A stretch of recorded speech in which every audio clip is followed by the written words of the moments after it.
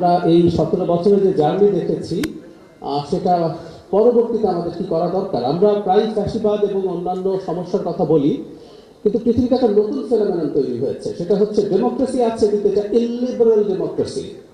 এরকম একটা টার্ম তৈরি হয়ে গেছে এখন পুরোপুরি। এই টার্মটা প্রথম ব্যবহার করেন আমার জানা মতে ভিক্টর অরবান, হাঙ্গেরির প্রধানমন্ত্রী বা প্রেসিডেন্ট অফ গড। গণতান্ত্রিক ব্যবস্থার মধ্যে এখন সংবাদপত্রের উপর অপারেশন শুরু হয়েছে। ভারতের কথা আমরা যদি দেখি যে বিজেপি সরকার তার গণমাধ্যমের উপরে কি ধরনের অপারেশন তৈরি করছে। ভারতের প্রেস ফ্রিডম ইন্ডেক্সে অবস্থান এখন 151, অথচ আমরা একসময় দেশটাকে গণতান্ত্রিক বলে জানতাম। তো আমাদের সামনে কিন্তু এই চ্যালেঞ্জটা আছে, আমি এটা বলতে চাই। আমরা একটা নির্বাচনী ব্যবস্থার মাধ্যমে একটা নির্বাচিত সরকার পাবো, কিন্তু একটা নির্বাচিত সরকারের অধীনেও একেবারে মুক্ত গণমাধ্যম পাবো কিনা সেই প্রশ্ন আমাদের জারি রাখতে হবে। কারণ পৃথিবীর প্রবণতা কিন্তু এইরকমই। আমি প্রায় বলছি যে ডানপন্থার যে প্রবণতা সামনে দেখা যাচ্ছে, এই ইলিবারাল ডেমোক্রেসি যেভাবে দেখা যাচ্ছে, সেখানে শুধু নির্বাচন হলেই যে আমরা একটা ভালো মুক্ত গণমাধ্যম পাবো সেটা নিশ্চিত না।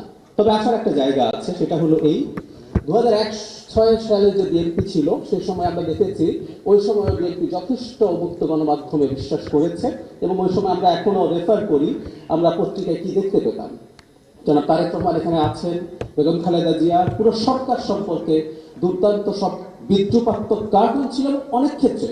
আই রিপিট, অনেক ক্ষেত্রে সব কার্টুন সঠিকও ছিল না, নিউজ সঠিক ছিল না, কিন্তু এই টলারেন্সটা তাদের জায়গা থেকে ছিল।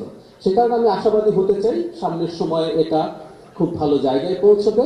আর সবসময় আসলে এটা মনে রাখতে হবে, একটা ঝুঁকির জায়গায় একটু বলে রাখি, সেটা হচ্ছে আমি ধারণা করি খুব বড় একটা বিজয় নিয়ে বিএনপি হয়তো ক্ষমতায় আসবে।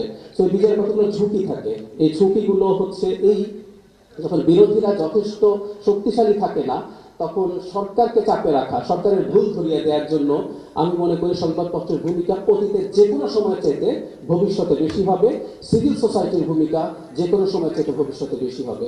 সুতরাং এখানে আপনারা যারা মেইন স্ট্রিম মিডিয়াতে কাজ করেন, যারা অনলাইনে কাজ করেন, আমি নিজেও আমার জায়গা থেকেও চেষ্টা করব এই ব্যাপারটা যতটা সম্ভব জারি রাখার।